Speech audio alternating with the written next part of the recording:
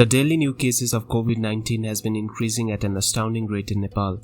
The ill-prepared Nepali healthcare system is destined to be overburdened, and many patients will definitely be denied non-invasive ventilation or invasive mechanical ventilation due to acute shortage. Is there a solution which can be implemented in low-resource settings fast? There may be.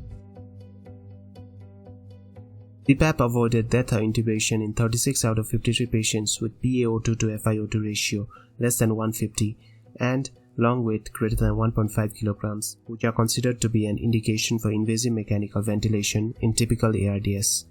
How is that information relevant to our discussion? Bubble CPAP has been constructed and used in low-resource settings for neonatal respiratory distress syndrome with high safety and efficacy since the 1980s. Now let's talk about the construction of bubble CPAP. Bubble CPAP is made by cutting a limb of nasal cannula, sealing it, and dipping the other limb into the NS at 5 cm depth. 14-gauge cannula is inserted into the NS bottle for air release. But can we use it in adults? We must solve two problems first. Neonates are obligatory nose breathers while adults are not. This means nasal prongs are not suitable to deliver bubble CPAP in adults. We must use tight-fitting face mask instead. And amount of free gas flow is directly proportional to minute ventilation. This means that low free gas flow are sufficient for neonates while high free gas flow are required for adults. Using these two modifications, Milliner et al. Made and tested Improvised CPAP. Tight-fitting face mask was used. Y-shaped connector was added to it. High flow oxygen at 30 liters per minute was sent through one of the arms of Y-shaped connector. Paper with rubber band instead of pop-up valve was used at the end of that arm to release excess pressure. In another arm, expiratory tubing was joined with internal diameter of 8 mm and dipped into water or NS.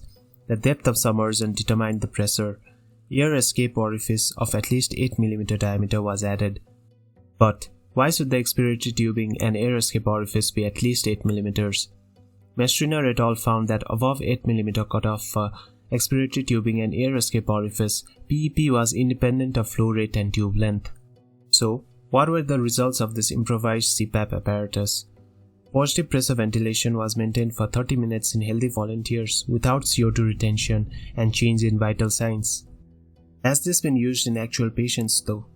There's only one case report published on this topic so far. Meyer et al. Modified Milliner et al.'s model of improvised CPAP and used it in pulmonary tuberculosis patients. Oxygen flow was opened above the 15 liter per minute mark in flow meters. Exact oxygen flow rate is not known. This led to reservoir bag and oxygen attachment of non-rebreather mask.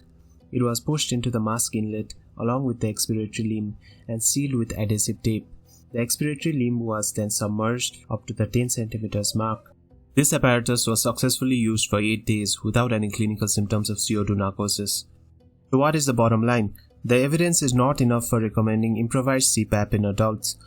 However, impending collapse of healthcare system in low-resource countries may necessitate healthcare providers to consider the risk-benefit ratio of improvised CPAP to be used in these dire situations.